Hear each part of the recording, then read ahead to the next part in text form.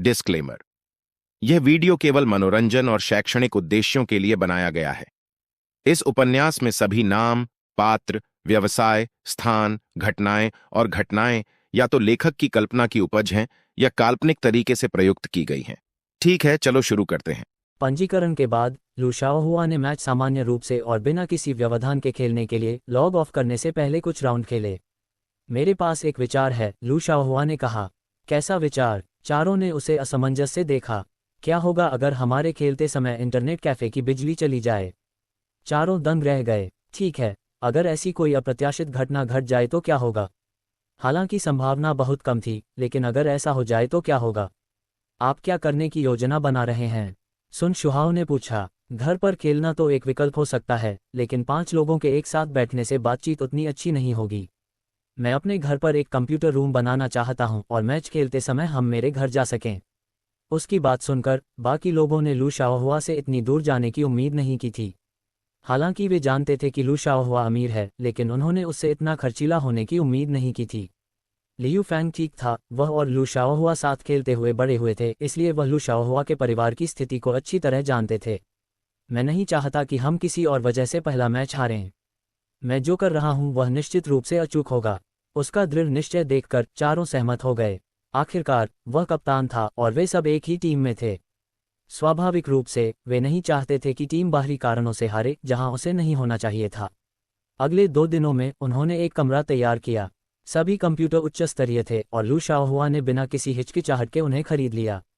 झांग यूमिंग हैरान रह गए। इस कंप्यूटर की कीमत में उनके परिवार के 10 कंप्यूटर खरीदे जा सकते थे। लू शाओहुआ सचमुच अमीर थे। तीसरे दिन का समय जल्दी ही आ गया जब मैच आधिकारिक तौर पर शुरू हुए। विक्की ने पहले दिन की शुरुआत में ही खिलाड़ियों के अच्छे परिणामों की कामना करते हुए एक घोषणा भी जारी कर दी थी। सुबह 8 बजे जैसे ही मैच सभा खुले, बड़ी संख्या में खिलाड़ी तुरंत मैच सभा में आ गए। बेशक केवल पंजीकृत व्यक्ति ही इसमें भाग ले सकते थे और फिर टीमें बनाने के बाद उनका मिलान किया जाता था। कल रात क्रॉसफायर के प्रभारी व्यक्ति ने विकी को इस मैच के लिए साइन अप करने वालों की संख्या भेजी। कुल 3 मिलियन टीमें थीं, यानी 15 मिलियन लोगों ने इस मैच में भाग लिया। यह आंकड़ा विकी के अनुमान से भी कम था, लेकिन यह अच्छा था क्योंकि इससे उनके लिए चीज़ें काफ़ी आसान हो जातीं। अगर यह सचमुच वैसा ही होता जैसा उसने सोचा था, तो करोड़ों टीमों के साथ इसे संभालना मुश्किल होता। ठीक 8 बजे सुबह पहुंच गए। लू शाओहुआ और बाकी लोग भी उसके घर के कंप्यूटर रूम में पहुंच गए। वे पांचों काफ़ी मजबूत थे और वे पहले दिन के मैचों को लेकर घबराए नहीं थे। लॉग इन करने के तुरंत बाद उनका मुकाबला उनके विरोधियों से हुआ। उनकी रैंकिंग देखकर लग रहा था कि वे ज़्यादा नहीं थे, एक अस्थायी टीम लग रही थी। मैच जल्दी ही 11-0 के एक तरफा कत्लेआम में खत्म हो गया, जिसमें लियू फैंग एक बार भी नहीं मरे। लियू फैंग ने किनारे से कहा, आज के दिन लगभग सभी टीमें साफ हो जाएंगी। लू शाओहुआ ने सिर हिलाया, हालांकि इसमें एक समस्या भी है। इस फ्री फॉर ऑल मोड में 2 मजबूत टीमें भिड़ सकती हैं। हमें अभी भी सावधान रहना होगा। अगर हमारा सामना किसी मजबूत टीम से हुआ तो यह आसान नहीं होगा। इसके बाद उन्होंने निर्णायक रूप से दूसरे राउंड की शुरुआत की। ये राउंड भी एक प्रभावशाली जीत थी, जिसमें उन्होंने विरोधियों को जल्दी ही हरा दिया। हालांकि उन्होंने विरोधियों को एक अंक हासिल करने दिया, लेकिन वह आखिरी राउंड में था जहां उन पर घात लगाकर हमला किया गया था। देखा, इस राउंड के खिलाड़ी पिछले राउंड से कहीं ज्यादा मजबूत थे और उनके पास कुछ रणनीतियां भी थीं। हम दूसरों को कम नहीं आंक सकते, लू शाओहुआ ने चेतावनी दी। इसके बाद तीसरा राउंड था जहां उनका सामना एक अपेक्षाकृत मजबूत टीम से हुआ। मैच खत्म होने में 15 राउंड लगे। जब वे छिपकर खेल रहे थे तो विरोधियों ने उन्हें अचानक पकड़ लिया, लेकिन सौभाग्य से उन्होंने खुद को संभाल लिया। विरोधियों ने केवल 4 अंक बनाए, लेकिन वे जबरदस्त जीत हासिल नहीं कर सके। 3 राउंड खेलने के बाद उन्होंने अपने हेडफोन उतार दिए और राहत की सांस ली। उन्होंने शुरू में सोचा था कि पहला दिन बहुत आसान होगा, लेकिन उन्हें किसी भी उतार चढ़ाव की उम्मीद नहीं थी, खासकर आखिरी राउंड जो काफी कड़ा था। हम 3 राउंड पूरे कर चुके हैं। लगता है हमें अपने अनुभव का सारांश देना होगा, लियू फैंग ने गंभीरता से कहा। कमजोर टीमों के खिलाफ वे दबदबे में थे, लेकिन थोड़ी मजबूत टीमों के खिलाफ हालांकि वे जीत सकते थे, ये थोड़ा मुश्किल था। लू शाओहुआ और झांग यूमिंग के बिना जीतना और भी मुश्किल होता। उन्होंने ये दिन अपने निशानेबाजी का अभ्यास करने और अपने अनुभवों का सारांश बनाने में बिताया।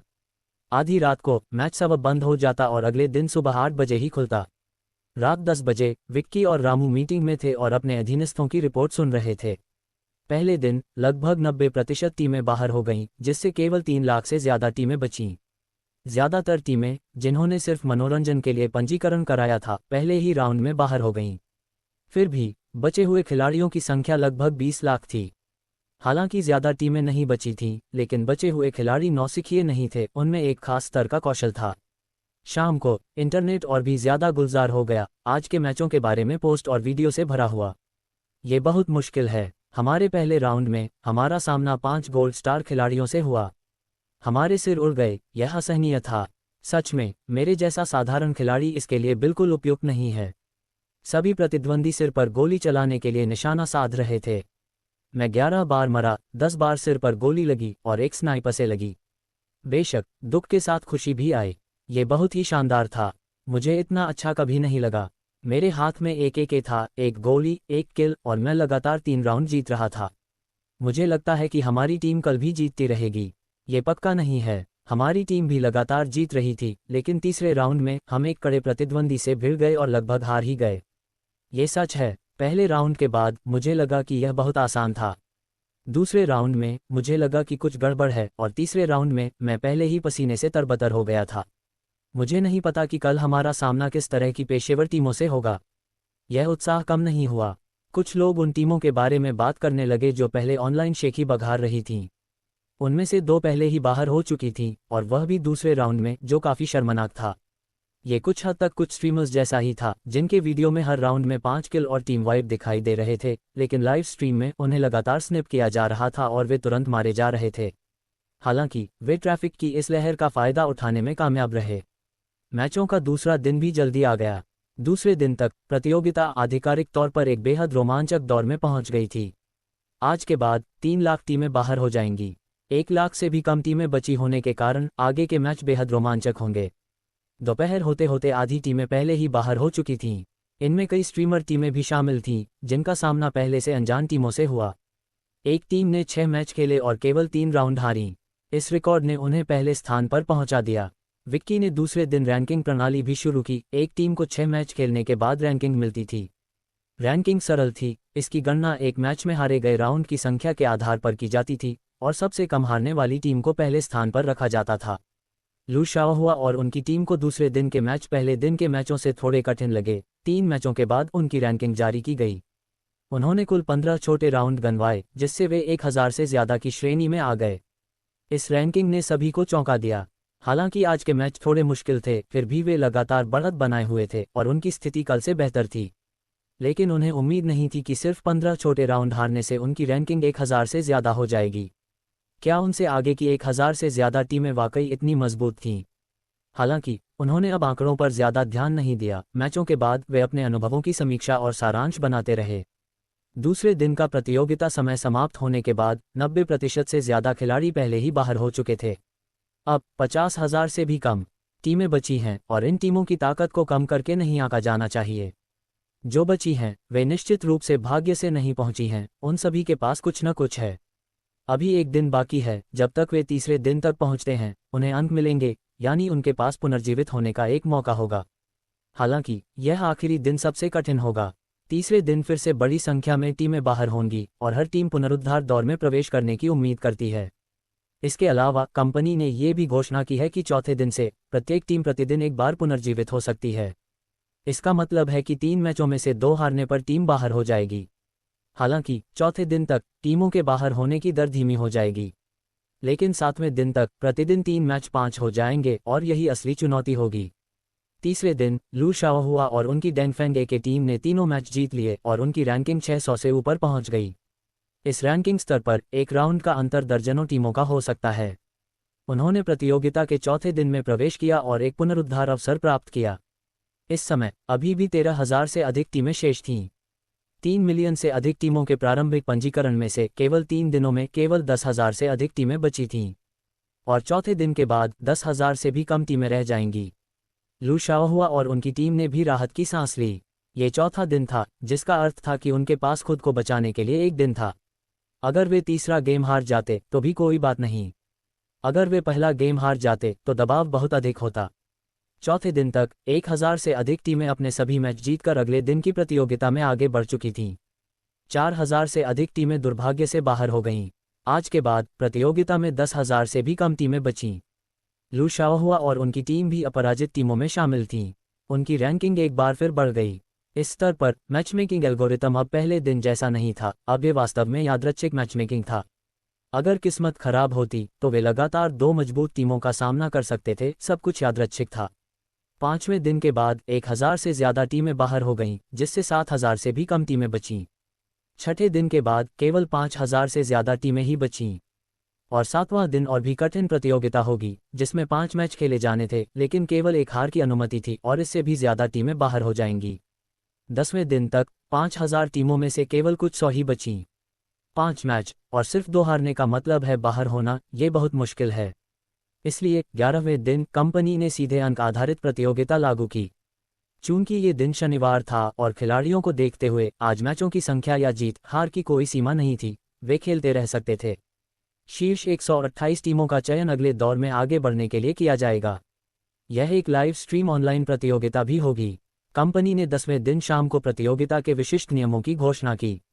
शेष टीमें सुबह 9 बजे से दोपहर 3 बजे तक असीमित मैचों के साथ प्रतिस्पर्धा करेंगी। एक गेम जीतने पर एक अंक मिलेगा और निश्चित रूप से जीते गए राउंड भी गिने जाएंगे। समय समाप्त होने के बाद टीमों को अंकों के आधार पर रैंक किया जाएगा। अगर टीमों के अंक समान होंगे तो ज्यादा राउंड जीतने वाली टीम आगे बढ़ेगी। इससे भाग लेने वाली टीमों की उत्सुकता और भी बढ़ गई, क्योंकि ऑफलाइन चरण तक पहुंचने के लिए ये सबसे कठिन बाधा थी। लाइव स्ट्रीम की वजह से कई खिलाड़ी देख रहे थे। ये 5 घंटे मौत से लड़ने जैसे होंगे। चूंकि 12 से 1 बजे तक का ब्रेक था, अगर किसी खिलाड़ी का मैच बहुत कड़ा था और कुछ गड़बड़ हो जाती तो विक्की मुश्किल में पड़ जाता। इस दिन जैसे ही प्रतियोगिता शुरू हुई, चूंकि बाकी टीमें सम संख्या में थीं, सभी का मिलान सामान्य रूप से हो सका। लंच ब्रेक तक टीमों को 3 स्तरों में विभाजित कर दिया गया। पहले स्तर में बहुत कम टीमें थीं, जो अधिकतम 2 मैच हार सकती थीं। दूसरे स्तर की टीमों की जीत और हार की संख्या बराबर थी, और फिर तीसरे स्तर के खिलाड़ी थे जो अधिक बार हारते थे। कुछ टीमों का मनोबल टूट गया। ये जानकर कि उनके पास कोई मौका नहीं है, उन्होंने खेलना बंद कर दिया। जैसे ही समय दोपहर के 3 बजे पहुंचा, अंतिम 128 टीमों का फैसला हो गया। शेष टीमें पहले ही बाहर हो चुकी थीं। वास्तव में यह अंक आधारित प्रतियोगिता किसी टीम की ताकत का सबसे अच्छा परीक्षण करती है।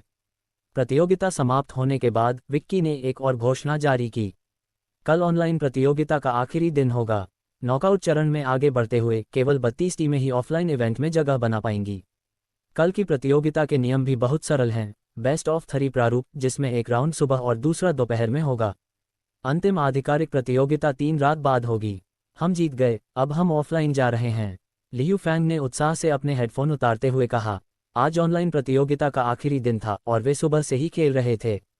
आधिकारिक तौर पर जिन प्रतिद्वंदियों का मुकाबला हुआ वे सभी बहुत मजबूत थीं। दरअसल अब तक पहुंची सभी टीमों में एक खास स्तर का कौशल था। उनमें से कोई भी सर्वश्रेष्ठ गन किंग में शुमार गन किंग हो सकता था।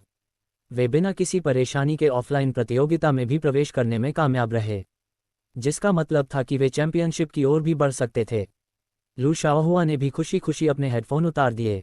आज के मैच में उनकी टीम वर्क और भी बेहतरीन था, बस कुछ छोटी मोटी गलतियां थीं जिनका अंतिम परिणाम पर कोई असर नहीं पड़ा। उस रात कंपनी ने ऑफलाइन प्रतियोगिता में जगह बनाने वाली 32 टीमों की सूची भी जारी की। ये भी बताया गया कि 3 दिन बाद होने वाली ऑफलाइन प्रतियोगिता से ड्रैगन कंट्री का चैंपियन तय होगा। आधे महीने पहले ही कंपनी ने टिकट बेचना शुरू कर दिया था और जैसी कि उम्मीद थी, टिकट जारी होते ही जल्दी बिक गए। शीर्ष 32 टीमों का चयन होने के बाद उन्होंने प्लेटफॉर्म पर एक लाइव प्रसारण शुरू किया। विक्की हर टीम को अपने प्रतिद्वंदी चुनने में मदद करने के लिए मौजूद थे। खिलाड़ियों का विश्वास जीतने और भविष्य में किसी भी तरह के विवाद से बचने के लिए उन्होंने पूरी प्रक्रिया के दौरान टीमों का चयन किया। उन्होंने कागज की 32 पर्चियों पर टीमों के नाम लिखे, खिलाड़ियों की निगरानी में उन्हें फेरबदल किया और प्रत्येक टीम के लिए प्रतिद्वंदी चुनना शुरू किया। हालांकि प्रसारण केवल आधे घंटे का था, फिर भी करोड़ों लोग लाइव स्ट्रीम में शामिल हुए। ऑफलाइन प्रतियोगिता सबसे रोमांचक थी और वे ये भी जानना चाहते थे कि उनकी समर्थित टीमें किसके खिलाफ खेलेंगी। प्रतियोगिता स्थल अभी भी उनके स्थान पर ही था और कंपनी ने खिलाड़ियों के लिए खाने पीने और रहने की व्यवस्था सोच समझकर की थी। प्रतियोगिता के नियम बेस्ट ऑफ 3 थे। ज्यादा से ज्यादा लोगों को देखने के लिए कार्यक्रम सीमित नहीं था और शीर्ष 16 टीमों का फैसला पहले दिन ही हो जाता था। दूसरे दिन विजेता टीमें एक और मैच खेलती और उसी समय शीर्ष 4 टीमों का फैसला होता। तीसरा दिन शनिवार था। प्रतियोगिता दोपहर में शुरू होती, जिसमें विजेता टीमें फाइनल में पहुंचती और हारने वालों को कोई रैंकिंग नहीं मिलती। इलेक्ट्रॉनिक्स खेलों में तीसरे स्थान की तो बात ही छोड़िए, ज्यादातर लोग उपविजेता पर भी ध्यान नहीं देते। जल्द ही ये 32 टीमें ऑफलाइन पहुंच गईं। इस दिन सुबह 9 बजे विक्की भी आयोजन स्थल पर पहुंच गया। सुबह भी आयोजन स्थल खचाखच भरा हुआ था और खिलाड़ी अपनी समर्थित टीमों को देखने के लिए जल्दी पहुंच गए थे। पिछली लीजेंड प्रतियोगिता की तुलना में ये क्रॉसफायर इवेंट काफी बड़ा था और उसी के अनुरूप इसकी भव्यता भी कहीं ज्यादा थी। विक्की पहले मंच पर गए, कुछ शब्द कहे और फिर प्रतियोगिता की शुरुआत की घोषणा की। सुबह खेलने वाली टीमें भी यहां पहुंची और मेजबान द्वारा परिचय के अनुसार मंच पर आईं। लू शाओहुआ की टीम का मैच दोपहर में था, जो आखिरी से दूसरा मैच था। उनका प्रतिद्वंद्वी ज्यादा मजबूत नहीं था, पॉइंट्स टूर्नामेंट में मध्यम स्तर का था। पहला दिन जल्दी ही समाप्त हो गया और उन्होंने अपने प्रतिद्वंद्वी को आसानी से 2:0 से हरा दिया। वे शीर्ष 16 में पहुंच गए। एक दिन की प्रतियोगिता के बाद एक ऑनलाइन पोल शुरू हुआ जिसमें चैंपियनशिप के दावेदारों के बारे में पूछा गया। कुल 3 टीमें थीं और लू शाओहुआ की डैंगफेंग एके उनमें से एक थी।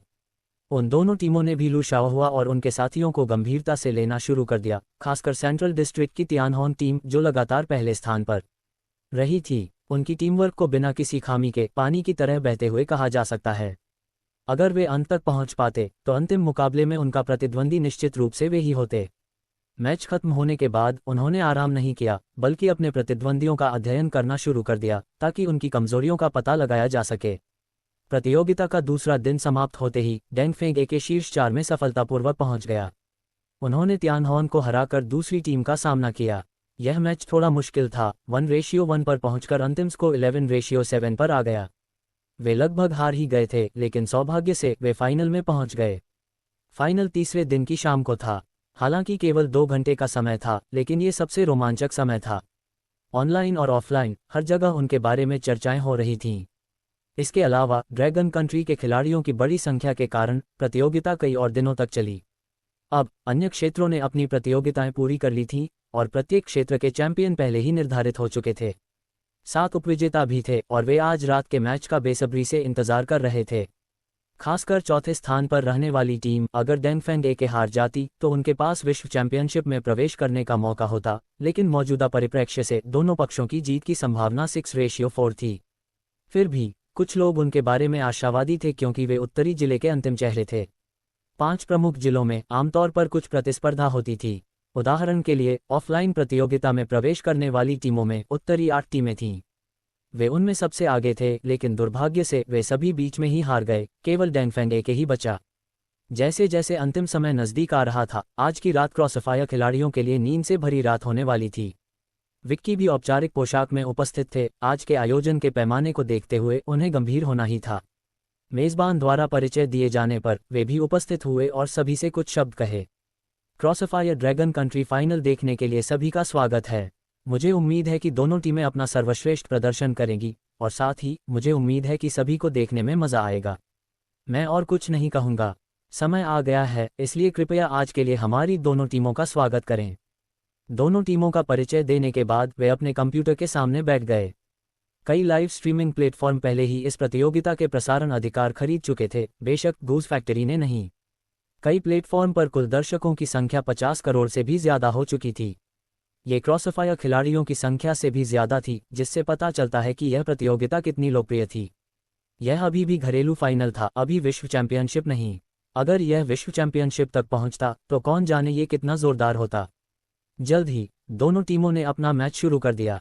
पहले गेम के नक्शे में दोनों पक्षों की ओर से एक प्रतिबंध के बाद बेतरतीब ढंग से विदेशी शहर का चयन किया गया।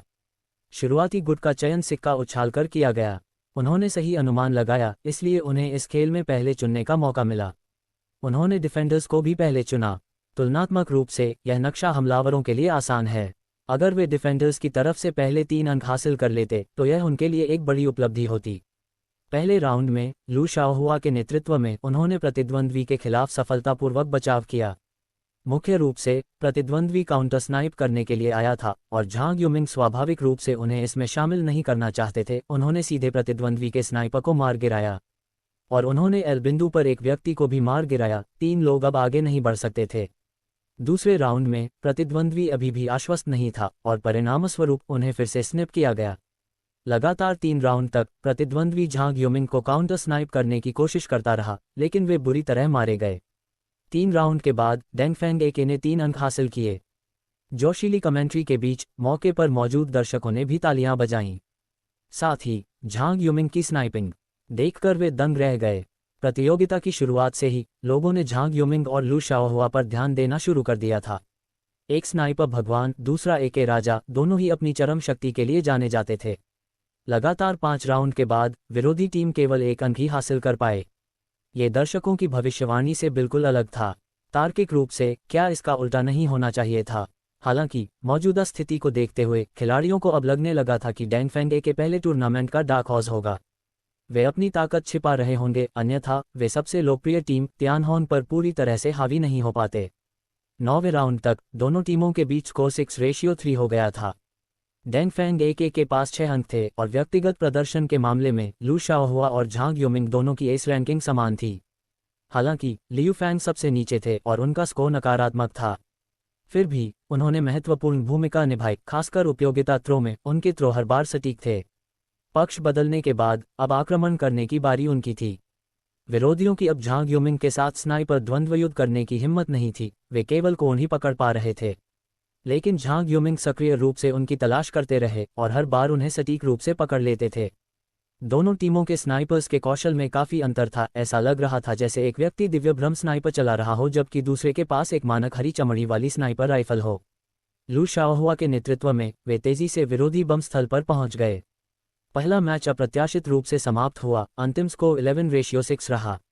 ये पहली बार था जब तियानहोन को इतनी बुरी तरह हराया गया था। जब से उन्होंने टूर्नामेंट में भाग लेना शुरू किया था, उन्होंने इस तरह एक भी मैच नहीं हारा था। उन्होंने एक भी मैच में 6 राउंड भी नहीं हारे थे। फिर भी इस मैच में उन्होंने केवल 6 राउंड जीते। 15 मिनट का मध्यांतर था। उसके बाद दूसरा मैच शुरू हुआ। इस दौरान विक्की ने बैक स्टेज से मैच देखा, अपने बचपन के किसी टूर्नामेंट को देखने के माहौल को महसूस करते हुए। उसी समय उनके सहायक ने आकर उन्हें आंकड़े बताए। चूंकि डैंगफेंग ने पहला मैच जीता था, इसलिए उनके अंक चौथे स्थान पर पहुंच गए थे, जिसका अर्थ था कि अगर वे अगले 2 मैच हार भी जाते तो भी वे विश्व चैंपियनशिप के लिए क्वालिफाई कर लेते। ये सबके लिए अच्छी खबर थी, चाहे वे दर्शक हों या कर्मचारी। ब्रेक खत्म हुआ और मैच आधिकारिक तौर पर फिर से शुरू हुआ। इस बार चुना गया मैप पावर प्लांट था। यह मैप स्नाइपर्स के लिए बेहतरीन था और डैंगफेंग इसमें खास तौर पर माहिर थे। लियू फैन को खास तौर पर याद था कि कैसे उन्होंने वॉरसवा पर खेलते हुए संकरे रास्तों पर शॉटगन से दबदबा बनाया था और तब से उन्हें यह मैप बेहद पसंद आ रहा है। वह हमेशा अपने बैकपैक में एक M1216 रखता था और सही समय आने पर उसका इस्तेमाल करता था। सौभाग्य से घरेलू टूर्नामेंटों में हथियार के इस्तेमाल पर कोई प्रतिबंध नहीं था, जिससे M1216 का इस्तेमाल किया जा सकता था। हालांकि विश्व चैंपियनशिप में इस बंदूक पर प्रतिबंध था, केवल विनाश मोड वाली शॉटगन का ही इस्तेमाल किया जा सकता था, जो एक शॉटगन खिलाड़ी होने के नाते उसके लिए असुविधाजनक था। चूंकि तियानहोन पिछला मैच हार गया था, इसलिए गुट चुनने की बारी उनकी थी। उन्होंने तुरंत डिफेंडर्स को चुना, वही टीम जिसे डैंगफेंग ने पहले चुना था। लू शाओहुआ के निर्देशन में उन्होंने शुरुआती राउंड जीता और लगातार 5 राउंड जीते। इससे तियानहोन के खिलाड़ी दंग रह गए। स्क्रिप्ट गलत लगी। पिछले मैच में विरोधी टीम ऐसी नहीं थी। इस तरह के मैप पर उन्हें निश्चित रूप से बचाव करने में सक्षम होना चाहिए था, है ना? उनकी स्थिति त्रुटिहीन थी। तैनाती का सही तरीका अपर 3 और बी पर 2। फिर भी विरोधी लगातार आगे बढ़ने में कामयाब रहे और उनके यूटिलिटी थ्रो अविश्वसनीय रूप से सटीक थे। खासकर लिटिल लियू नाम का वह खिलाड़ी जिसके ग्रेनेड हर बार उन पर ही गिरते थे। इसी तरह फ्लैशबैंग भी उनके ठीक सामने सटीक रूप से फेंके गए, जिससे बी साइड की रक्षा कर रहे खिलाड़ियों को परेशानी हुई। जब उन्होंने बी साइड की रक्षा के लिए 3 खिलाड़ियों को तैनात किया तो विरोधी टीम ने ए साइड पर हमला करना शुरू कर दिया।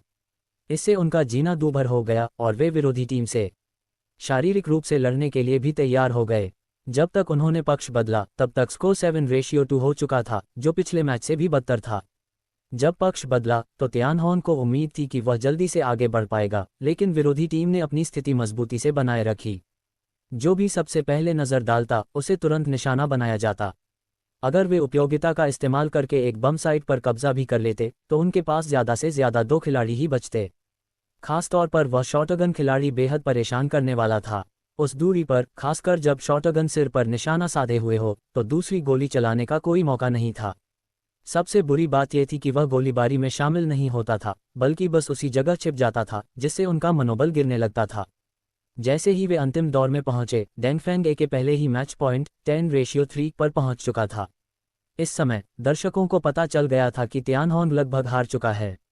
मौजूदा स्थिति को देखते हुए तियानहोन ज्यादा से ज्यादा 2 या 3 राउंड तक ही बराबरी कर सकता था। लू शाओहुआ के आखिरी हेडशॉट के साथ उन्होंने मैच जीत लिया। लू शाओहुआ और उसके 4 साथियों ने अपने हेडसेट उतार दिए, उत्साह से उछल पड़े और एक दूसरे को गले लगा लिया। वे जीत गए, उन्होंने चैंपियनशिप अपने नाम कर ली थी। जैसे ही मैच समाप्त हुआ, विक्की मंच पर आया, उसके पीछे पीछे ट्रॉफी लेकर परिचारक आए। क्रॉसफायर टूर्नामेंट की सभी ट्रॉफियां कंपनी द्वारा निर्मित की जाएंगी, अन्य वितरकों को यह अधिकार नहीं था। विक्की ने माइक्रोफोन लिया और लू शाओहुआ और उसके 4 साथियों को मंच के बीच में खड़ा होने के लिए कहा। अब क्रॉसफायर ड्रैगन कंट्री क्षेत्र के चैंपियनों का स्वागत करें, डेंगफेंग के 5 युवक मंच के बीच में खड़े थे, थोड़े शर्माते हुए, खासकर झांग युमिंग। उसने ऐसा दृश्य पहले कभी नहीं देखा था और एक पल के लिए घबरा गया। उसे समझ नहीं आ रहा था कि वह अपने हाथ कहाँ रखे।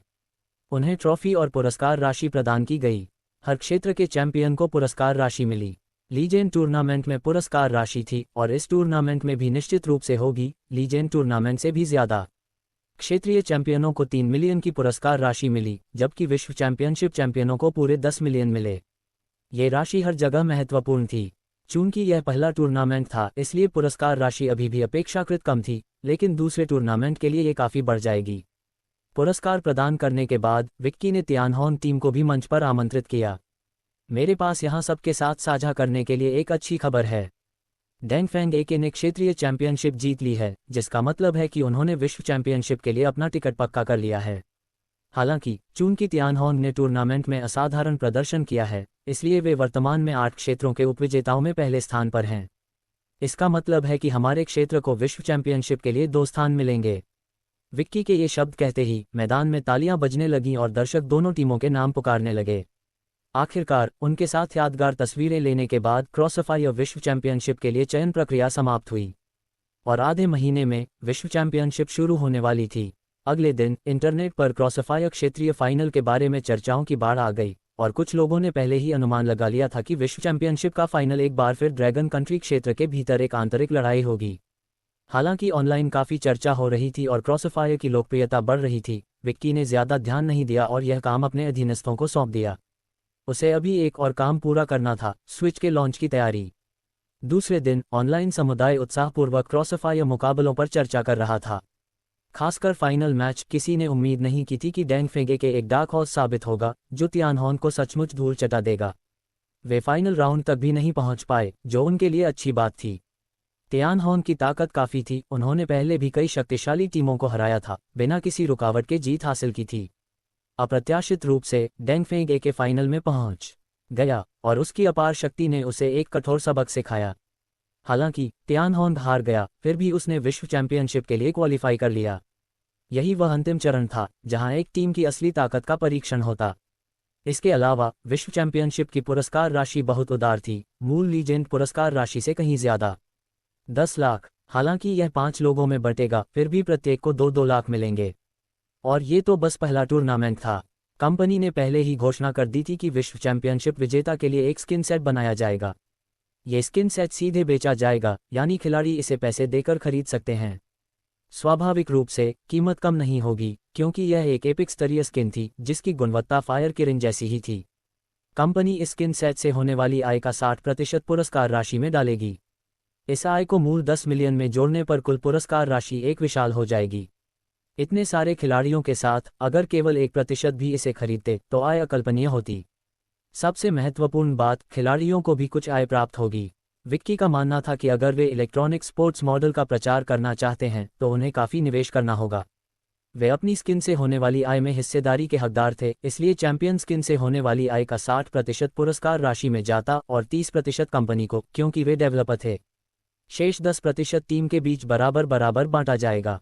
बेशक यह आय हिस्सेदारी केवल 1 वर्ष के लिए थी और केवल टीम के लिए। वे स्किन के रिलीज होने के बाद केवल 1 वर्ष के लिए ही आय का दावा कर सकते थे और इसमें केवल एक क्षेत्र से नहीं बल्कि सभी क्षेत्रों से होने वाली आय शामिल थी। चूंकि उन्होंने कुछ अतिरिक्त योगदान नहीं दिया था, इसलिए सभी संतुष्ट थे और इस व्यवस्था को स्वीकार कर रहे थे। इस घोषणा के जारी होते ही खिलाड़ियों ने खुशी से तालियां बजाईं। ये तो कमाल की बात थी। राजस्व का 10%। अगर एक स्किन की कीमत 2 या 300 भी होती तो भी बहुत से लोग उसे खरीद लेते। कुल राजस्व 10 मिलियन से भी ज्यादा हो सकता था, यानी हर खिलाड़ी को 10 लाख से ज्यादा मिलते, जो एक बहुत बड़ी रकम थी। मैच के तीसरे दिन विक्की ने आधिकारिक वेबसाइट पर एक खबर भी जारी की।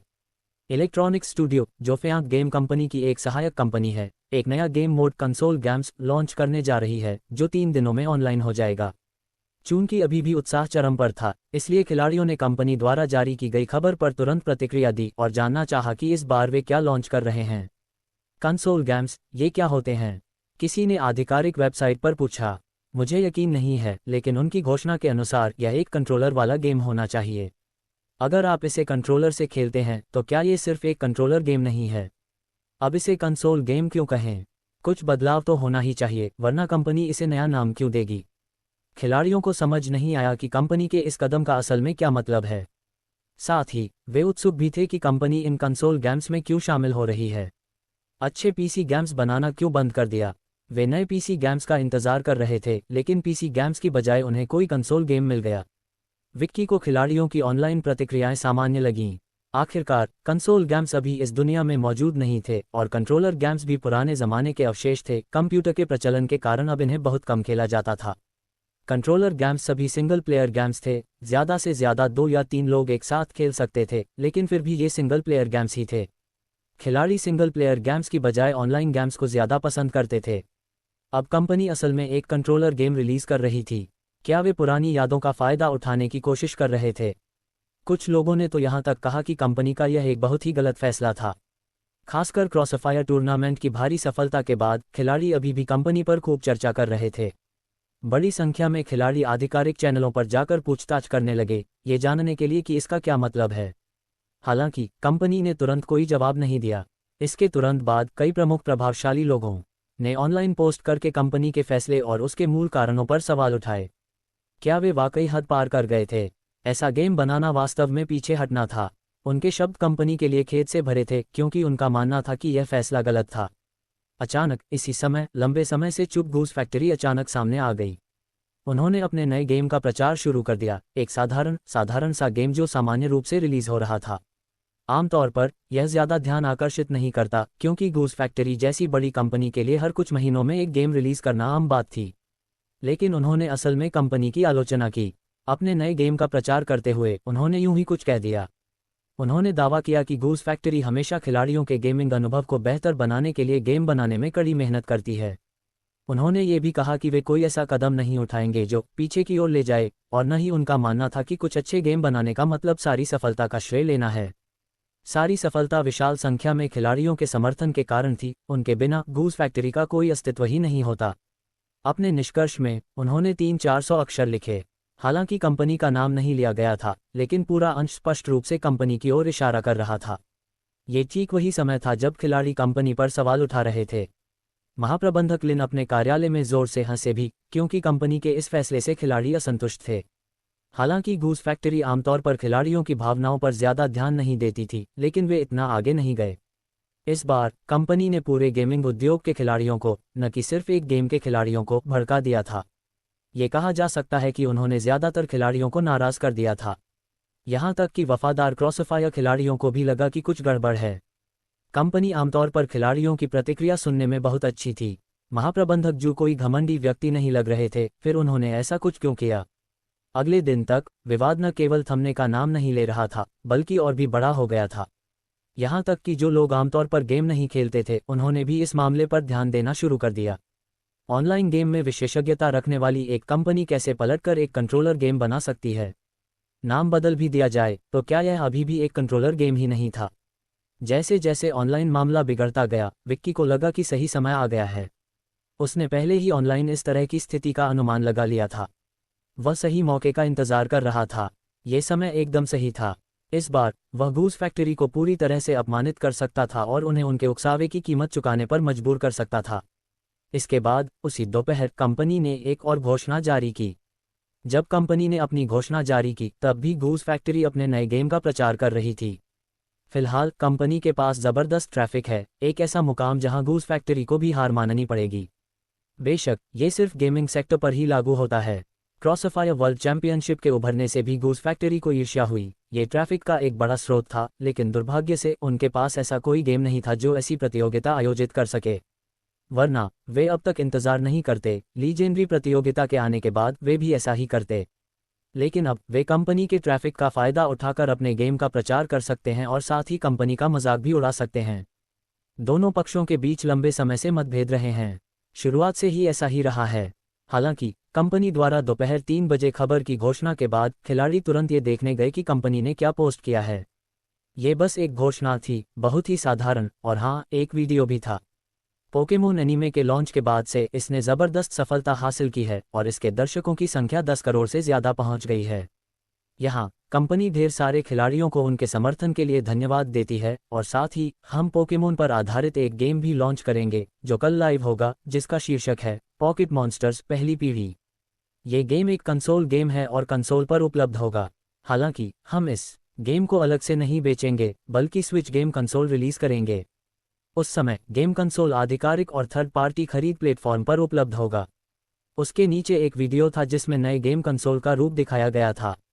इस घोषणा के रिलीज होने पर खिलाड़ियों में काफ़ी प्रतिक्रिया हुई। ज़्यादातर लोगों ने आधिकारिक वेबसाइट के नीचे संदेश लिखे, कंपनी, आपका इससे क्या मतलब है? मुझे लगा कि आपको अपने फैसले की गलती का एहसास हो गया होगा और आप माफ़ी मांगने आए हैं, लेकिन मुझे उम्मीद नहीं थी कि आप पहले ही माफ़ी मांग चुके होंगे। नहीं, आपने मुफ्त गेम से शुरुआत की थी, तो अब आप पैसे क्यों वसूल रहे हैं? कंपनी, जागो, तुम गेम बनाते हो, तुम गेम कंसोल क्यों बनाना शुरू कर रहे हो? बेशक ज़्यादातर लोग सवाल नहीं कर रहे थे, उनकी अपनी समझ भी थी।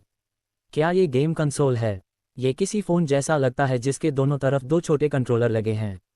मुझे उम्मीद नहीं थी कि कंपनी इतनी प्रतिभाशाली होगी और ऐसा गेम कंसोल बना पाएगी। ये वाकई मेरी पसंद के मुताबिक है। आमतौर पर मेरे पास कंप्यूटर पर खेलने का समय नहीं होता, लेकिन मुझे फ़ोन की स्क्रीन बहुत छोटी लगती है। इस गेम कंसोल की स्क्रीन फ़ोन की स्क्रीन से कहीं ज़्यादा बड़ी है। मैं इसका बेसब्री से इंतज़ार कर रहा हूँ। क्या कोई पोकेमोन गेम आ रहा है? मैं पूछना चाहता हूँ, क्या मैं पिकाचू ले सकता हूँ? ऊपर की तरह, मुझे भी कहानी पसंद है। क्या खेल का कथानक से कोई लेना देना है? मैं कल देखूंगा कि यह गेम कंसोल क्या है। उम्मीद है पॉकेट मॉन्स्टर्स मुझे निराश नहीं करेगा।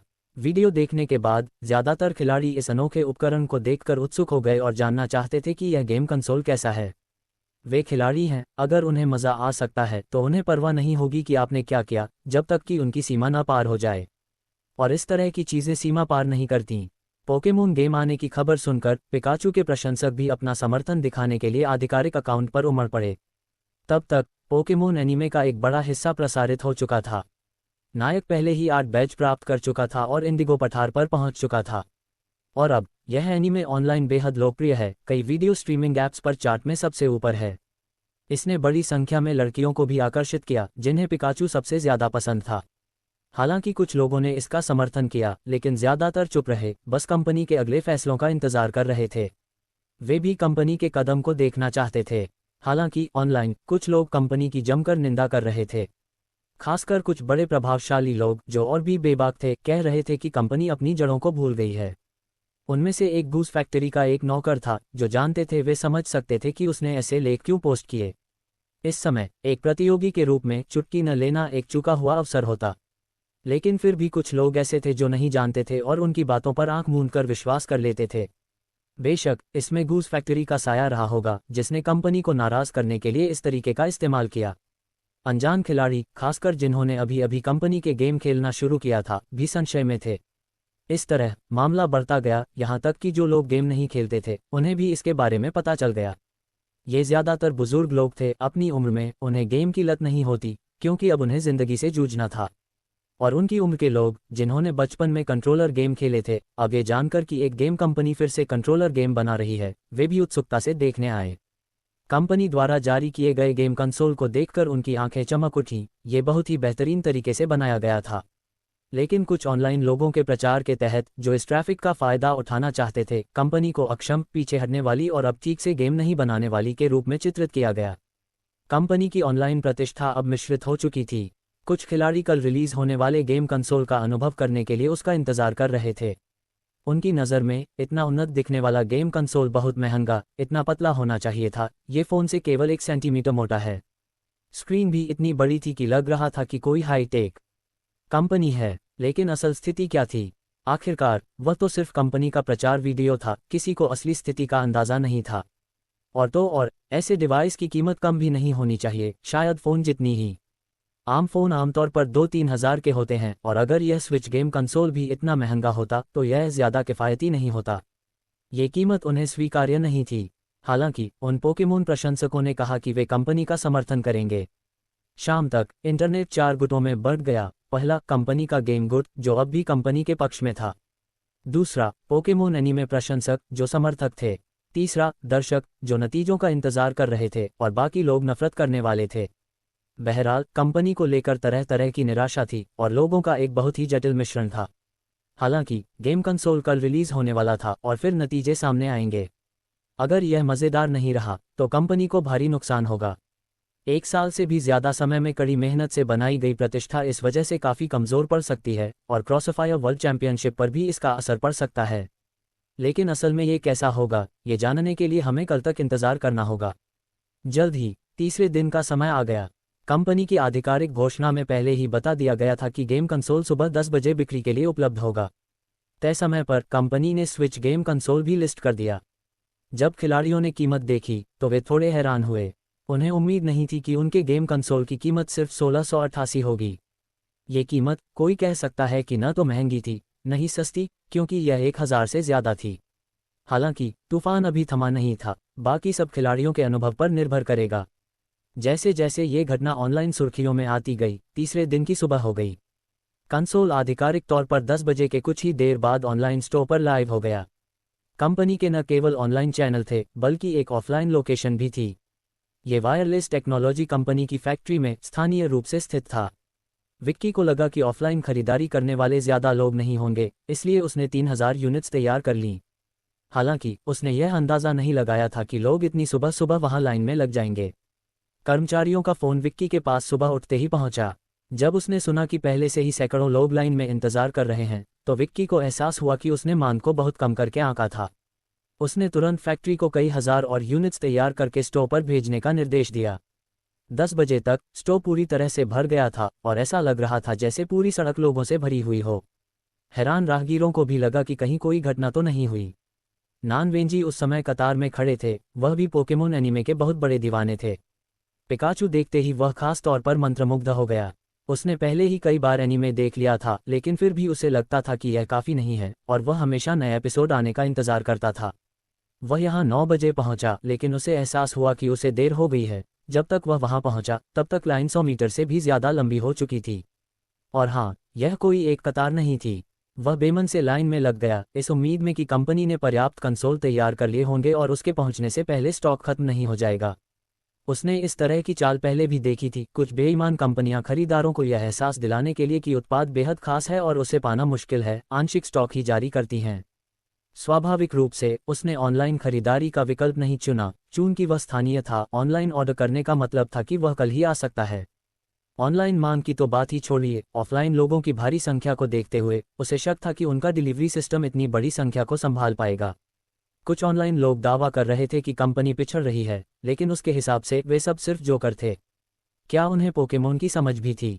इस शैली का एक एनीमे जिसे गेम में रूपांतरित किया गया हो, बेहद मज़ेदार होना ही था, खासकर जब कंपनी ने वादा किया था कि वह कहानी के बिल्कुल अनुरूप रहेगा। एक बार जब ये लॉन्च हो जाएगा तो अनुभव निश्चित रूप से बेहतरीन होगा। उसने सोचा था कि वे नायक की भूमिका निभाएंगे और पहला कदम एक साथी प्राणी प्राप्त करना होगा। वह बस सोच रहा था कि क्या बदलाव बड़े पैमाने पर होंगे। सौभाग्य से समय हो गया था, दुकान खुल चुकी थी और सामने वाले लोग खरीदारी कर रहे थे। उसने अनुमान लगाया कि उसकी बारी आने में आधा घंटा भी नहीं लगेगा। जल्द ही उसकी बारी आ गई। उसने बेसब्री से भुगतान किया और कंसोल की तस्वीर वाला एक डिब्बा प्राप्त किया। नानवेंजी फिर पास के एक फूल के गमले के पास गया, बैठ गया और पैकेजिंग फाड़ दी। अंदर एक कंसोल था जो एक सामान्य स्मार्टफोन से थोड़ा बड़ा था। उसने डिवाइस के दोनों ओर लगे लाल और नीले नियंत्रकों को परखा और पकड़ अच्छी लगी। इतनी बड़ी स्क्रीन के साथ गेमिंग का अनुभव वाकई शानदार होने वाला था। निर्देशों का पालन करते हुए उसने इसे चालू किया। हैरानी की बात यह थी कि इसमें कई गेम थे, जिनमें से पहला पॉकेट मॉन्स्टर्स था। वह तुरंत खेल में कूद पड़ा। शुरुआती एनिमेशन को छोड़कर एक आकृति प्रकट हुई, कोई ऐसा व्यक्ति जिससे वह बेहद परिचित था, प्रोफेसर ओक है ना। संकेतों का पालन करते हुए वह जल्दी से सेटअप में नेविगेट करके मुख्य गेम परिवेश में प्रवेश कर गया। गेम के अंदर से एक ऑपरेशन गाइड सामने आई, जिसमें बताया गया था कि हर कुंजी क्या करती है और अलग अलग चीज़ें कहाँ स्थित हैं। नान वेंजी इस सुविधा से बहुत संतुष्ट थे, चूंकि यह उनका पहला गेम था, इसलिए गाइड होने का मतलब था कि उन्हें इधर उधर खोजने या ग्राहक सेवा से संपर्क करने की ज़रूरत नहीं होगी। ये वास्तव में नायक था। जिस किरदार को वह नियंत्रित कर रहे थे वह स्पष्ट रूप से ऐश केचम था। टोपी और कपड़े तो साफ दिखाई दे रहे थे। गेम की कहानी के अनुसार अब समय आ गया था कि वह अपने पोकेमोन प्राप्त करें। चार्मेंडर, स्क्वर्टल और बुल्बासौर। सच कहूं तो वह ये सभी चाहता था। एनीमे में ऐश केचम देर से आने के कारण चुनने से चूक गए थे, लेकिन बाद में उन्हें तीनों मिल गए। कुछ देर सोचने के बाद उन्होंने स्क्वर्टल पर फैसला किया। अगर गेम कथानक के अनुसार चलता तो पहला जिम रॉक टाइप होता है ना। वाटर टाइप रॉक टाइप का मुकाबला करता है, इसलिए पहले जिम को चुनौती देना ज़्यादा मुश्किल नहीं होना चाहिए। आखिरकार यह एक गेम था, एनीमे नहीं। एनीमे में ऐश केचम अपनी टाइप डिफरेंस के बावजूद जीतने में बेहद कुशल था। फिर उसने पूरी लगन से खेलना शुरू कर दिया। चूंकि जब उसने चेक किया तो कंसोल की बैटरी 80% चार्ज थी, इसलिए जल्दी करने की कोई ज़रूरत नहीं थी। वह गेम में पूरी तरह से डूब गया और बिना रुके खेलता रहा। तभी उसने ऊपर देखा और पास ही स्थित दुकान पर नज़र डाली तो देखा कि लोग अभी भी कतार में खड़े थे। उसे एहसास हुआ कि किसी तरह दोपहर हो चुकी थी। उसने समय देखा तो 3 बज चुके थे। इसका मतलब था कि वह कई घंटों से खेल रहा था और उसे पता भी नहीं चला। तभी उसे भूख का एहसास हुआ। समय इतनी जल्दी कैसे बीत गया। अपनी प्रगति को सहेजने के बाद उसने कंसोल को अपने बैग में रख लिया। उसे खाना खाने जाना था, उसने नाश्ता नहीं किया था और अब तक उसे इस बात का ध्यान भी नहीं आया था। पॉकेट मॉन्स्टर्स गेम वाकई बहुत मज़ेदार था। ये कंसोल खरीदना बिल्कुल सही था, खासकर तब जब इसमें दर्जनों दूसरे गेम थे। उसने अभी तक दूसरे गेम नहीं खेले थे, लेकिन पॉकेट मॉन्स्टर्स की क्वालिटी को देखते हुए बाकी गेम वाकई बेहतरीन होने वाले थे। अगर कंपनी ने इसे रिलीज़ नहीं किया होता तो पॉकेट मॉन्स्टर्स जैसा एक भी गेम दूसरी कंपनियों द्वारा आसानी से सैकड़ों युआन में बेचा जा सकता था। कंसोल में शामिल गेम्स की कीमत भी कम होनी चाहिए। अगर हर एक 50 युआन में भी बिकता तो भी कुल मिलाकर हज़ारों युआन होते। ये कंसोल खरीदना बिल्कुल सार्थक था। ऑनलाइन लोग बेवकूफ़ हैं, उन्हें कुछ भी समझ नहीं आता और बस मुंह चलाते रहते हैं। उसने तुरंत एक रेस्टोरेंट ढूंढा, खाना ऑर्डर किया और खाते खाते अपने ग्रुप चैट में शेख ही बघारने लगा। ये ग्रुप उनका एनीमे फैन क्लब था, जिसमें ऐसे लोग शामिल थे जो पोकेमोन के प्रति अपने साझा प्रेम के कारण इकट्ठा हुए थे। वह ग्रुप में बहुत सक्रिय था, खासकर क्योंकि वह अकेला स्थानीय सदस्य था जिसने कंसोल व्यक्तिगत रूप से खरीदा था। उसने तुरंत ग्रुप में खरीदे गए कंसोल का प्रचार करना शुरू कर दिया और गेम के बारे में अपनी राय साझा की। अरे जियाओ जी, मुझे पता ही नहीं था कि इसे ऑफलाइन भी खरीदा जा सकता है। मैं बहुत देर से उठा और जब तक मैंने चेक किया तब तक सारे टिकट बिक चुके थे। गेम कैसा है? क्या यह मज़ेदार है? हाँ, क्या ये बिल्कुल वैसा ही है जैसा कंपनी ने विज्ञापन दिया था? क्या ये कहानी के अनुसार है? ग्रुप में सभी लोग सवाल पूछने लगे। पहले से खामोश चैट अचानक से हलचल से भर गई और सदस्य उससे सवाल पूछने के लिए दौड़ पड़े। इतने सारे लोगों को उससे सवाल पूछते देखकर नान वेंजी का अहंकार शांत हो गया और उसने जवाब दिया, मैं बस इतना कह सकता हूं कि जो लोग ऑनलाइन कंपनी का बहिष्कार और निंदा कर रहे हैं वे बिल्कुल मूर्ख हैं, उन्हें ज़रूर कोई गंभीर मानसिक समस्या होगी। ये गेम बहुत मज़ेदार है। आप सभी जानते हैं कि मैं कहानी का बहुत पक्का हूं, लेकिन मुझे इसमें एक भी कमी नहीं मिली। मैंने इसे 10:30 बजे खरीदा और अभी कुछ देर पहले तक लगातार खेलता रहा। मैं इतना डूब गया कि मुझे समय का पता ही नहीं चला। ये कंसोल अपनी कीमत के हिसाब से बिल्कुल सही है और चूंकि इसमें इतने सारे गेम हैं, अगर मैं पॉकेट मॉन्स्टर्स से ऊब जाऊं तो मैं हमेशा किसी और चीज़ पर स्विच कर सकता हूं। इस समय ये सिर्फ इसी ग्रुप में नहीं था, लोग दूसरे ग्रुप चैट और फोरम में भी इस कंसोल के बारे में बात कर रहे थे। हालांकि ये चर्चा अभी व्यापक नहीं हुई थी, क्योंकि केवल वे ही लोग इसे तुरंत अनुभव कर पा रहे थे जिन्होंने इसे ऑफलाइन खरीदा था। ऑनलाइन ऑर्डर अभी अभी भेजे जाने शुरू हुए थे शाम तक, क्योंकि ऑनलाइन खरीदारी करने वालों को अभी तक सामान नहीं मिला था। इसलिए हर कोई ऑफलाइन कंसोल खरीदने वालों के अनुभव के बारे में जानने के लिए उत्सुक था। 8 बजे एक पोस्ट प्रकाशित हुई। यह एक प्रमुख गेमिंग रिव्यू व्लॉगर द्वारा पोस्ट की गई थी, वही व्यक्ति जिसने पहले कंपनी के लिए आवाज़ उठाई थी। ज़्यादा परिचय नहीं था, बस एक वीडियो था जिसके साथ एक वाक्य था, ब्लॉगर को एनीमे देखना भी पसंद है और वह फिलहाल पोकेमोन देख रहा है। ये जानते हुए कि कंपनी एक पोकेमोन गेम रिलीज़ कर रही है, वह कल ऑफलाइन स्टोर आया और आज कंसोल खरीदने के लिए कई घंटों तक लाइन में खड़ा रहा। निम्नलिखित वीडियो ब्लॉगर द्वारा रिकॉर्ड किया गया गेम अनुभव है। चूंकि स्विच में रिकॉर्डिंग फंक्शन नहीं है, इसलिए इसे मोबाइल फ़ोन से रिकॉर्ड किया गया था। नीचे 10 मिनट से थोड़ा ज़्यादा समय का एक वीडियो था। चूंकि वह पोस्ट करने वाला पहला व्यक्ति था, इसलिए अभी तक कोई अन्य रिव्यू वीडियो ऑनलाइन नहीं था। तुरंत कई लोग ये देखने गए कि यह कंसोल कैसा है। ज़्यादातर लोग अभी भी इंतज़ार की स्थिति में थे। इस बीच फियान कंपनी की इमारत में विक्की के ऑफिस में रामू तेजी से अंदर आया। उसके चेहरे पर मुस्कान बिखरी हुई थी। बूढ़े जू, खुशखबरी। बोलते बोलते वह बैठ गया, चायदानी की तरफ बढ़ा, अपने लिए एक कप पानी डाला और गटक गया। विक्की ने उसकी तरफ देखा। आज बिक्री बहुत अच्छी रही होगी। रामू ने 2 कप और पानी पीने के बाद कहा, बेहतरीन से भी ज्यादा, बिल्कुल धमाल मचा दिया। कल हमारी ऑनलाइन प्रतिष्ठा थोड़ी कमजोर थी और मुझे चिंता थी कि हमें सीधे बिक्री का सहारा भी लेना पड़ सकता है। मुझे उम्मीद नहीं थी कि सब कुछ पूरी तरह बिक जाएगा, खासकर ऑफलाइन स्टॉक जो दोपहर 4 बजे तक खत्म हो गया था। अंदाजा लगाओ आज हमने कितने बेचे? रामू ने मुस्कुराते हुए पूछा। लगभग 30 से 50 हजार यूनिट, शायद 30 से 50 हजार। तुम हमें बहुत कम आंक रहे हो। 1 लाख यूनिट पूरी तरह बिक गईं। रामू ने हाथ बढ़ाकर उत्साह से कहा, 1688 प्रति यूनिट, यानी 1 लाख यूनिट, यानी अंत में 5 शून्य। एक ही दिन की बिक्री से होने वाली आय असल में 1 करोड़ से ज्यादा हो गई। और यह सिर्फ इसलिए हुआ क्योंकि हमारे पास स्टॉक खत्म हो गया था। हमने पिछले कुछ महीनों में ही इतनी यूनिट बनाई थी, वरना मुझे लगता है कि ये 2 करोड़ तक पहुंच जाती। रामू तेजी से बोला, उसके मुंह से लार टपक रही थी। वह सचमुच बहुत उत्साहित था। बिक्री का ये स्तर वाकई हैरान करने वाला था। अगर लागत 10 करोड़ भी होती तो भी मुनाफा 60 करोड़ से ज्यादा होता। विक्की ने उसे ये भी बताया था कि लागत इतनी ज्यादा नहीं थी। स्विच की कीमत तो कुछ $100 ही थी, लेकिन उसमें शामिल ढेरों गेम्स की वजह से अगर उन्हें अलग से पैसे देकर खरीदा जाता तो उन्हें घाटा होता।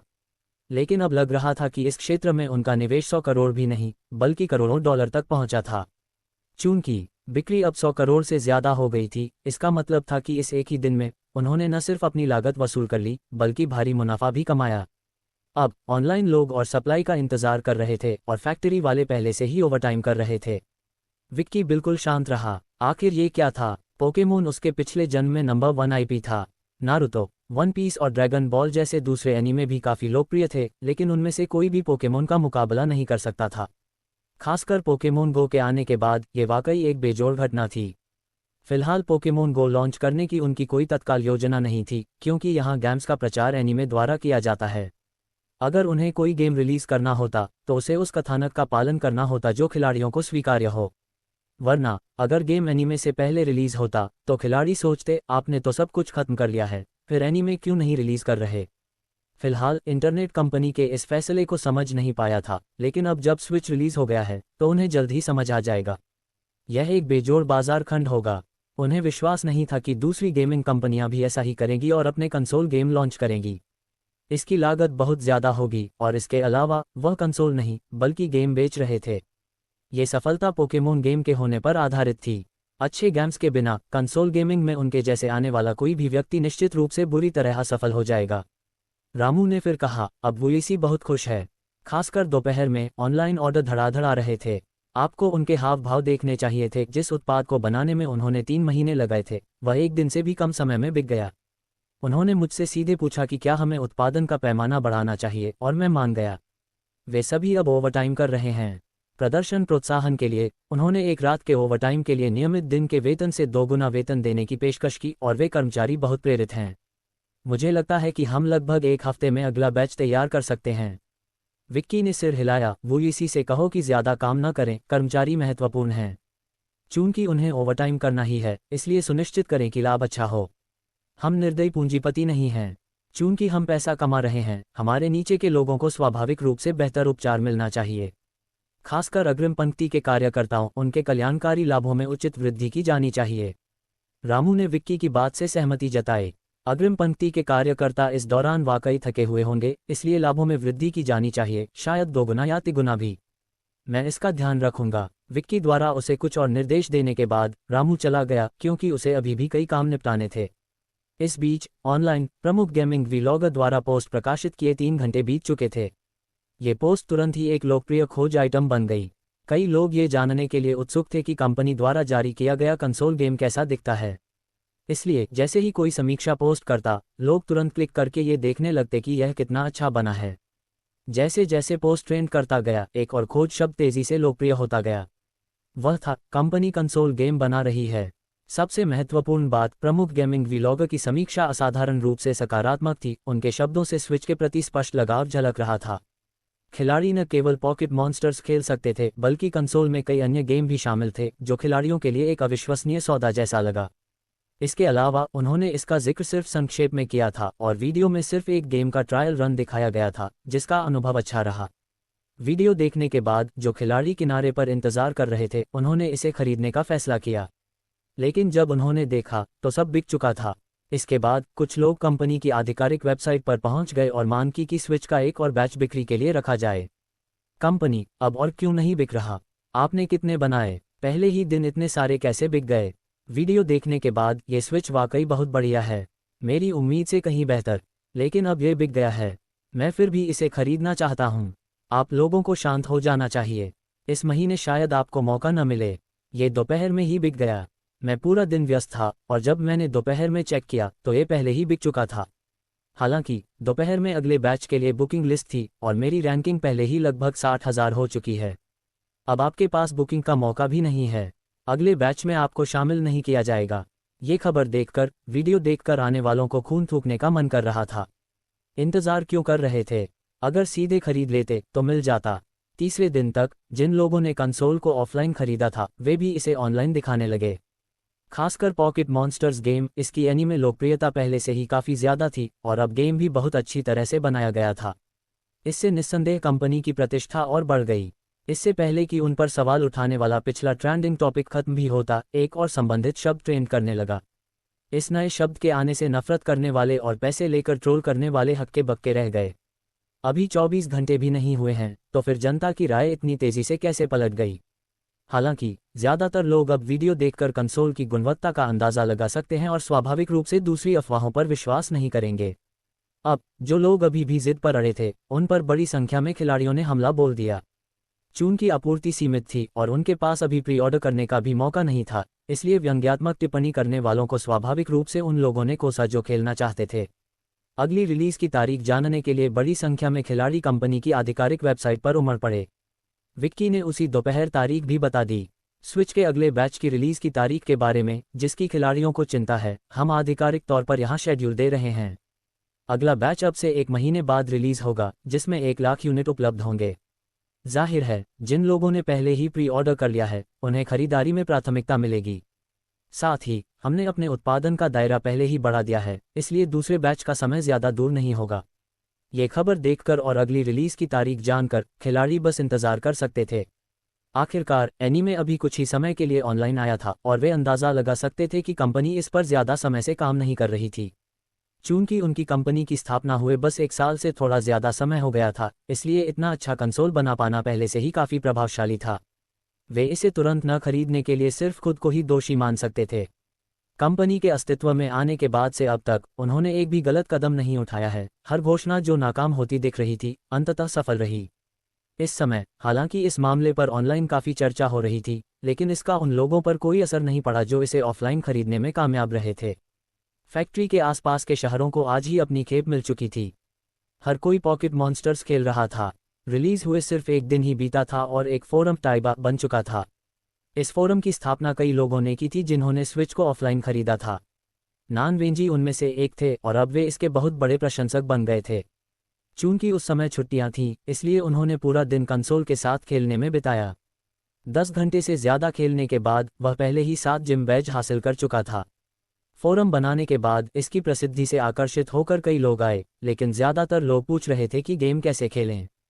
चूंकि उनके पास कंसोल भी नहीं था, इसलिए नान वेंजी ने उन्हें अनदेखा कर दिया। सिर्फ ये बताया कि उसने कौन सा पोकेमोन पकड़ा है या फिर उसने उनके हुनर बताए, लेकिन दूसरों के असंबंधित सवालों का जवाब देने में उसे कोई दिलचस्पी नहीं थी। बेशक अगर कंसोल खरीदने वाला कोई व्यक्ति गेम के बारे में सवाल पूछता तो वह जवाब देता। अगर उसे जवाब नहीं पता होता तो वह वापस जाकर जांच करता, फिर सुझाव देता। इसके अलावा वह अकेला नहीं खेल रहा था। कल उसने अपने सहपाठियों के साथ मिलकर इसे खरीदने का इंतजाम किया था। हालांकि 2 लोग नहीं गए, लेकिन 3 और लोगों ने इसे खरीदा और सबने मिलकर खेला। हालांकि इस तरह का सिंगल प्लेयर आरपीजी एक व्यक्ति के लिए था, फिर भी इसे साथ खेलने में बहुत मज़ा आया। हर कोई कहानी में अलग अलग तरीके से आगे बढ़ता था और वे अपने बगल वाले व्यक्ति से पूछ सकते थे या वे पोकेमोन पकड़कर दिखावा कर सकते थे। कभी कभी अगर वे भाग्यशाली होते तो नियमित पोके बॉल से एक पोकेमोन पकड़ लेते थे। पास में किसी के होने से उन्हें दिखावा करने का मौका मिलता था। इस बीच लियू फैंग के घर पर कल लियू पॉकेट मॉन्स्टर्स खेलने के लिए परेशान करता रहा, जिससे लियू फैंग असहाय रह गया। लेकिन फिर उसने सोचा, चूंकि वह स्विच खेलना चाहता था, शायद वह अब कंप्यूटर के लिए उसे नहीं लड़ेगा। हालांकि वे पिछले कुछ दिनों से विश्व चैंपियनशिप की तैयारी कर रहे थे, लू शाओहुआ के घर पर हाल ही में कुछ चल रहा था जिससे उनके लिए वहां जाना असुविधाजनक हो गया था। वह गया और लियू यू के लिए एक स्विच खरीदा ताकि वह खुद खेल सके। उसके लिए इसे खरीदने के बाद लियू यू अपना गेम खेलने के लिए अपने कमरे में अकेला रहा, लेकिन उसे यह फोरम मिल गया और जब भी कहानी उलझती वह फोरम पर पूछता। वहां के उपयोगकर्ता झटपट उसके सवालों के जवाब देते, उसे कुछ खास पॉइंट्स पार करने का तरीका सिखाते और छिपे हुए मिशन बताते। जिम से लड़ना आसान बनाने के लिए वह लेवल भी ग्राइंड करता। क्योंकि उसे पिकाचू पसंद था, पिकाचू को पकड़ने के बाद उसने सिर्फ पिकाचू के लेवल पर ध्यान केंद्रित किया, बाकियों को सिर्फ सहायक उपकरण की तरह इस्तेमाल किया। हालांकि जब उसे कोई पसंदीदा पोकेमोन मिलता तो वह उसे पकड़ना चाहता। क्रॉसफायर की बात करें तो चूंकि उसका बड़ा भाई उसे खेल रहा था, इसलिए वह उसे परेशान नहीं करता था। उसे उम्मीद नहीं थी कि उसका भाई क्षेत्रीय चैंपियन बनेगा, और जब उसे पता चला तो वह बहुत हैरान हुआ। वे कुछ ही दिनों में विश्व चैंपियनशिप में हिस्सा लेने वाले थे, इसलिए वह अब उसे परेशान नहीं कर सकता था। अपने स्विच पर ध्यान केंद्रित करना बेहतर था। वह अभी भी अपने पिकाचू को सभी चुनौतियों से गुजरते देखना चाहता था। उसने अभी तक जिम बैज इकट्ठा करना भी पूरा नहीं किया था, अभी भी समय था। फिर उसने फोरम व्यवस्थापक जियाओ जी से पूछा, कौन सा दूसरा पोकेमोन पालना बेहतर होगा। कंपनी द्वारा जारी की गई घोषणा के संबंध में खिलाड़ी असहाय थे और केवल प्रतीक्षा कर सकते थे। अब उनके पास पैसा था लेकिन वे उसे खर्च नहीं कर सकते थे। इससे अन्य गेमिंग कंपनियां बेहद ईर्ष्यालु हो गईं। पैसे से इनकार, क्या यही कंपनी थी? दुर्भाग्य से उनके पास क्षमता नहीं थी, उनके पास इस तरह का कंसोल बनाने की शक्ति ही नहीं थी। अगर वे बना भी लेते तो खेलों का क्या? एक कंसोल के लिए सबसे महत्वपूर्ण चीज खेल थे, और चूंकि वे अभी कंसोल गेम भी नहीं बना सकते थे तो कंसोल बनाने की क्या जरूरत थी? वे ये पैसा नहीं कमा सकते थे, वे केवल प्रतीक्षा कर सकते थे और देख सकते थे कि कंपनी का अगला गेम क्या होगा। हो सके तो वे कंपनी की लोकप्रियता का लाभ उठाना चाहते थे, या शायद कंपनी के खेलों की नकल करना चाहते थे। दरअसल कंपनी के सभी गेम बेहद चुनौतीपूर्ण थे और उनमें कोई खास कथानक नहीं था, बस एक विशुद्ध पीवीपी मोड था। खासकर क्रॉसफायर। हालांकि इस तरह के गेम की दूसरी कंपनियां नकल तो कर सकती थीं, लेकिन क्या उसकी नकल रिलीज की जा सकती थी? ये बिल्कुल नामुमकिन था, जब तक कि वे बड़े बदलाव न करें। सीधी नकल तो बिल्कुल भी काम नहीं करेगी। यहां तक कि गूज फैक्ट्री भी खारिज कर दी जाती। उन्होंने पहले भी कुछ ऐसा ही करने की कोशिश की थी, और वह एक बार थोड़ा ज्यादा हो गया था। जिस गेम की नकल करने में उन्होंने महीनों लगाए थे, वह खारिज कर दिया गया था। इसलिए वे आमतौर पर किसी मौजूदा फिल्म या एनीमे को ही अपना लेते थे। कंपनी द्वारा अगली रिलीज की घोषणा के बाद ज्यादातर लोग खेलने के लिए उत्सुक होने के बावजूद उसे नहीं खरीद पाते थे और बस इंतजार ही करते थे। वे उसे खरीदने के लिए रिलीज के दिन का इंतजार करते थे। इस गेम की लोकप्रियता धीरे धीरे कम होने लगी, लेकिन एक इवेंट अभी भी तेजी से नजदीक आ रहा था। वह था क्रॉसफायर वर्ल्ड चैंपियनशिप, और इसकी लोकप्रियता लगातार बनी हुई थी। कंपनी द्वारा कंसोल गेम रिलीज करने पर यह बस कुछ समय के लिए ही फीकी पड़ गई थी, लेकिन अब जब स्विच की लोकप्रियता कम हो गई है तो इस गेम के लिए उत्साह फिर से लौट आया है। हर कोई उस तारीख का बेसब्री से इंतजार कर रहा था। क्रॉसफायर विश्व चैंपियनशिप शुरू होने में अभी एक हफ्ता बाकी था। इस समय घरेलू और अंतर्राष्ट्रीय दर्शक दोनों ही प्रतियोगिता के शुरू होने का बेसब्री से इंतजार कर रहे थे। दूसरे क्षेत्रों की टीमें अब ड्रैगन कंट्री के लिए रवाना होने की तैयारी कर रही थी ताकि मैचों में हिस्सा ले सकें। यात्रा में कुछ समय लगेगा और पहुंचने के बाद उन्हें तैयारी के लिए भी समय चाहिए होगा। बिना किसी तैयारी के प्रतियोगिता में जाने का नतीजा पहले ही दिन जल्दी बाहर हो जाने के रूप में हो सकता था। उस दिन विक्की ने आधिकारिक वेबसाइट पर एक लाइव स्ट्रीम भी शुरू कर दी, क्योंकि समय नजदीक आ रहा था। वह ड्रॉ की प्रक्रिया शुरू करने वाला था। चूंकि प्रतियोगिता 3 समूहों में विभाजित थी, इसलिए वे लॉटरी निकालने के लिए आयोजन के दिन तक इंतजार नहीं कर सकते थे। समूहों का ड्रॉ पहले करने से टीमों को अपनी रणनीति जल्दी तैयार करने का मौका मिल जाता। औपचारिकता निभाने के लिए उसने गेमिंग विभाग के संबंधित कर्मचारियों को विशेष रूप से आमंत्रित किया। हालांकि वह केवल एक कर्मचारी था, लेकिन वह उच्च अधिकारियों का प्रतिनिधित्व करता था। ये दर्शाता था कि विक्की किसी भी क्षेत्रीय हेराफेरी या धोखाधड़ी वाली गतिविधियों में शामिल नहीं होगा। उस शाम हर क्षेत्र के खिलाड़ी कंपनी की लाइव स्ट्रीम देखने के लिए उत्सुक थे। इस ड्रॉ का स्थान वास्तविक प्रतियोगिता मंच था। इस बार सजावट पिछली घरेलू प्रतियोगिता से भी ज्यादा शानदार थी और एक बड़ा स्थल चुना गया था। इसमें ज्यादा लोग बैठ सकते थे। ड्रॉ समारोह शुरू हुआ। भाग लेने वाली टीमों के नाम वाली 12 पर्चियां मेज पर रखी गईं। विक्की ने सबसे पहले प्रत्येक क्षेत्र की शीर्ष टीम की पर्चियां एक गोले में रखीं, जिसे फिर एक पारदर्शी डिब्बे में रखा गया।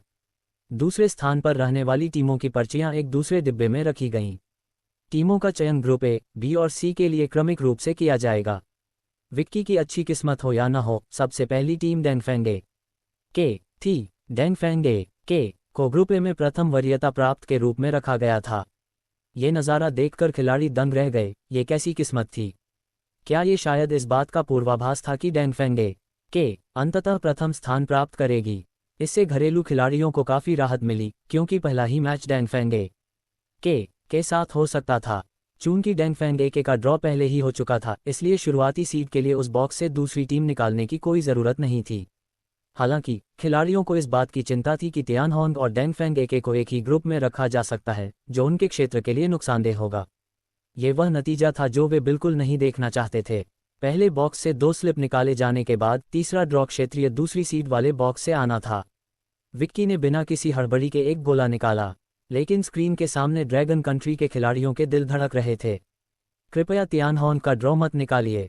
अगर तियानहोंग का ड्रॉ हुआ तो उनके बीच जल्द ही आंतरिक संघर्ष शुरू हो जाएगा। खुशकिस्मती से ये किमची कंट्री की दूसरी वरीयता प्राप्त टीम थी, जिससे खिलाड़ियों के बेचैन दिलों को आखिरकार राहत मिली। आखिरकार ड्रॉ प्रक्रिया में केवल 10 मिनट लगे। 12 टीमों को सफलतापूर्वक समूहों में विभाजित किया गया। विक्की ने आखिरी ड्रॉ निकाला, इसलिए तियानहोंग को ग्रुप सी में रखा गया। ड्रॉ पूरा होने के बाद विक्की ने रिमोट कंट्रोल पकड़ा और उसके पीछे एक बड़ी स्क्रीन पर टूर्नामेंट ब्रैकेट दिखाई दे रहा था।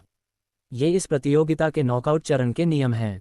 फिर उन्होंने टूर्नामेंट से जुड़े कुछ अन्य नियमों पर चर्चा की। ग्रुप चरण समाप्त होने के बाद नॉकआउट राउंड में अंतिम प्रतिद्वंदियों का निर्धारण करने के लिए दूसरा ड्रॉ होगा। ये कहने के बाद लाइव स्ट्रीम बंद कर दी गई। हालांकि इंटरनेट पर तुरंत हलचल मच गई, खासकर विदेशी खिलाड़ियों के बीच। चूंकि ग्रुपिंग कुछ असामान्य थी, इसलिए उन्हें शक होने लगा कि कंपनी ने जानबूझकर ऐसा किया है। सबसे पहले ग्रुप ए में डैनफेंगे के अलावा सकुरा कंट्री की शीर्ष वरीयता प्राप्त टीम शामिल थी। इस ग्रुप में आसान और किमची कंट्री की टीमें भी शामिल थीं। ग्रुप बी में बिग माओ और ब्यूटीफुल कंट्री को एक साथ रखा गया था। इस बार भाग लेने वाले क्षेत्रों में बिग माओ की 2 टीमें विश्व चैंपियनशिप में शामिल थीं और उनकी दोनों टीमें एक ही ग्रुप में थीं। शेष टीम हंस कंट्री की थी। पूरा ग्रुप काफ़ी अफरा तफरी का माहौल था। इससे मैच देखने में और भी रोमांचक हो गए। कुछ नेटिजन्स पहले से ही पूछ रहे थे कि क्या वे सकुरा टीम के सदस्यों से मिलते ही उन्हें चाकू मार सकते हैं। खेल में अगर किसी खिलाड़ी को चाकू से मार दिया जाता है तो इसे चाकू मारने वाले के लिए अपमानजनक माना जाता है। हालांकि उन दोनों टीमों को पता था कि इस समय परेशानी से बचने के लिए चुप रहना ही सबसे अच्छा है। लेकिन कुछ टीमों ने इस भावना को साझा नहीं किया। सबसे पहले बोलने वाली टीम किमची कंट्री की थी, विशेष रूप से वह टीम जो डैनफेंगे के साथ ग्रुप में थी। लाइव स्ट्रीम समाप्त होने के तुरंत बाद उन्होंने ऑनलाइन संदेश पोस्ट किए। वे निश्चित रूप से नॉकआउट चरण में पहुंचेंगे और ऐसा वे ड्रैगन कंट्री की शीर्ष वरीयता प्राप्त डैनफेंगे को हराकर करेंगे। बाकी 2 टीमों की बात करें तो वे तो उनकी नज़रों में भी नहीं हैं। क्रॉसफायर जैसा खेल खास तौर पर उनके लिए ही विकसित किया गया था। ये अपमानजनक बयान देखकर ड्रैगन कंट्री के नेटिजन्स दंग रह गए। लेकिन फिर उन्होंने सोचा, किमची देश तो हमेशा से ऐसा ही रहा है, ये ब्रह्मांड पर अपना दावा करने से बस थोड़ा ही कम है। ज्यादातर लोगों ने उनकी ऑनलाइन टिप्पणियों पर ध्यान नहीं दिया। कुछ लोग डैनफेंगे के सदस्यों की तलाश में थे, उम्मीद कर रहे थे कि वे समय आने पर किमची देश की टीम को एक अच्छा सबक सिखाएंगे। वे चाहते थे कि किमची क्षेत्र की टीम को ड्रैगन देश के क्षेत्र के चैंपियनों की ताकत का पता चले। जहां तक दूसरे क्षेत्रों की बात है, कुछ खुश थे और कुछ चिंतित। 8 क्षेत्रों में फिलहाल ये बताना मुश्किल था कि किसका कौशल स्तर ज्यादा मजबूत है। लेकिन 12 टीमों के नाम सामने आने के बाद खिलाड़ी पहले से ही अनुमान लगा रहे थे कि वरीयता प्राप्त टीमें कौन सी होंगी। चयन मानदंड प्रत्येक टीम के अपने क्षेत्रीय प्रतियोगिताओं के प्रदर्शन के आधार पर तय किए गए थे। ड्रैगन देश की दोनों टीमों ने सूची में जगह बनाई, मुख्यतः इसलिए क्योंकि ड्रैगन देश के खिलाड़ी अन्य देशों द्वारा लाइसेंस दिए जाने से बहुत पहले से ही इस खेल को खेल रहे थे। उनके बाद बिग माओ की एक टीम और ब्यूटीफुल कंट्री की एक टीम थी। इन 4 टीमों के लिए ऑनलाइन खिलाड़ियों ने निष्पक्ष मूल्यांकन दिया, लेकिन किमची क्षेत्र के खिलाड़ियों ने इसे मानने से इनकार कर दिया और मांग की कि उनकी क्षेत्रीय टीमों को वरीयता प्राप्त टीमों में क्यों नहीं शामिल किया गया। क्या वे भी मजबूत नहीं हैं? हालांकि वे ऑनलाइन खुलकर बोल रहे थे, ज्यादा लोगों ने उनकी बात पर ध्यान नहीं दिया। उधर लू शाओहुआ और बाकी लोग इंटरनेट कैफे में ड्रॉ देख रहे थे। उन्हें पहले ग्रुप में आने की उम्मीद नहीं थी, लेकिन उनके ग्रुप की बाकी 3 टीमें उनसे थोड़ी कमजोर थीं। लू शाओहुआ और उनके साथी पिछले कुछ दिनों से उन टीमों के मैच देखकर उनकी आदतों का विश्लेषण कर रहे थे। उन्हें पूरा भरोसा था कि वे एक बेहतरीन रिकॉर्ड बनाकर ग्रुप में पहला स्थान हासिल करेंगे।